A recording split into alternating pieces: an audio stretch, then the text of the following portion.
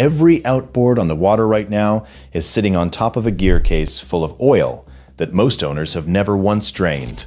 Not the engine oil, the other oil, the one inside the lower unit that protects the gears, the bearings, and the prop shaft, keeping your boat moving through the water. A quart of that gear lube costs about $12 at any marine supply store. A lower unit rebuild on a Yamaha F250 costs somewhere north of $4,000. And roughly 7 out of 10 recreational boat owners have never changed it. Not once. This isn't about one brand cutting corners. This is about every outboard manufacturer, Yamaha, Mercury, Honda, Suzuki, publishing the exact same maintenance interval in their service manuals, and the vast majority of weekend boaters ignoring it. The interval is 100 hours of operation or 12 months, whichever comes first. That's not a suggestion. That's the engineering spec for the fluid keeping your gear case alive. By the end of this video, you'll know exactly what happens inside a neglected lower unit, the 5 warning signs that yours is already failing, and the 30-minute procedure that costs less than a tank of gas and prevents a repair bill that could total more than a used truck. Here's what marine mechanics know that most boat owners don't. Inside that lower unit housing below your outboard's midsection sits a set of hardened steel gears, a pinion gear on the drive shaft, and forward and reverse gears on the prop shaft. Those gears are spinning at thousands of RPM in an aluminum housing surrounded by salt water on one side and gear oil on the other. The only thing separating the ocean from those precision machined surfaces are rubber seals, a prop shaft seal, a drive shaft seal under the water pump, and 2 small crush washers on the drain and vent plugs. Those seals don't last forever. And the number 1 thing that kills them isn't age, it's fishing line.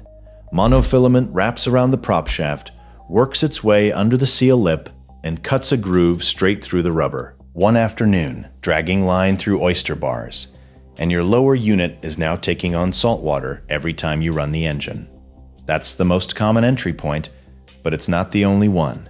The drive shaft seal under your water pump housing wears over time, especially if someone reinstalled the pump incorrectly during an impeller change. And the third culprit is the simplest, a reused crush washer on the drain plug that didn't seal flat the second time around. You won't hear it. You won't feel it. The boat runs fine. But inside that gear case, water is mixing with your gear oil and turning it into a milky, foamy mess that has about as much lubricating ability as a glass of whole milk. The fishing line, the bad seal, the reused washer. That's why this oil change matters. The $50 Fix Bible covers this exact procedure with part numbers for every major outboard brand. It's part of the bilge files. Scan the QR code or hit the link in the description and pinned comment. And here's where the money disappears. Once water gets into that oil and you keep running the engine, which you will, because you don't know it's there, the failure cascade starts. Water attacks the bearing surfaces. Corrosion pits form on the needle bearings and the races they ride in. Those pits create microscopic metal shavings that circulate through the oil like sandpaper. Now, every gear tooth, every bearing, every shaft surface is grinding itself apart from the inside. The clutch dog starts slipping. The pinion gear teeth start chipping. And one afternoon you're running across the bay at 4,000 RPM, and the engine screams to redline and the prop stops turning. One guy on the Hull Truth described it as his lower unit exploding. Another owner, with a Yamaha F250, paid $3,800 for the new unit and another $200 for the install. A Mercury Verado V6 owner looking at a remanufactured gear case was quoted $5,140. And that was before the shop touched it. On the high end, a Yamaha F300 DES owner watched his parts, quote, jump from $2,200 to $7,500 after a super session update. These aren't hypothetical numbers. These are forum-posted invoices from owners who learned this lesson with their wallets.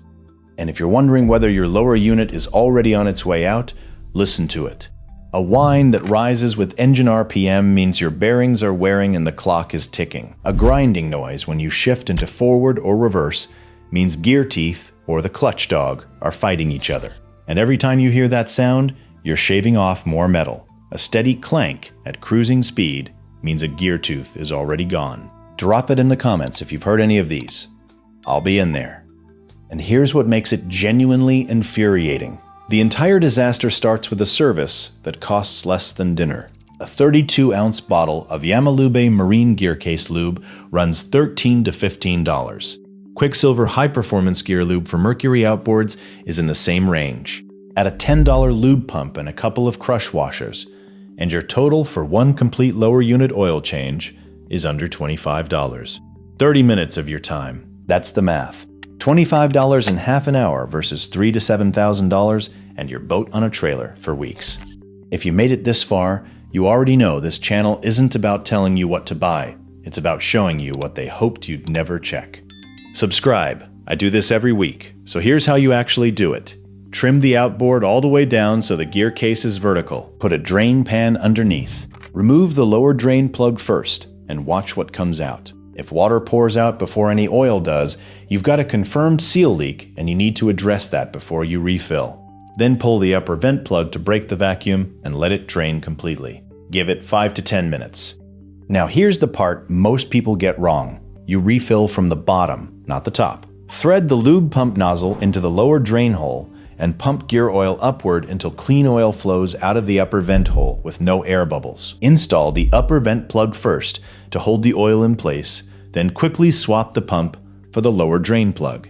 And this matters, use new crush washers on both plugs every single time. Reusing old washers is the #1 DIY mistake that causes water intrusion on the next outing.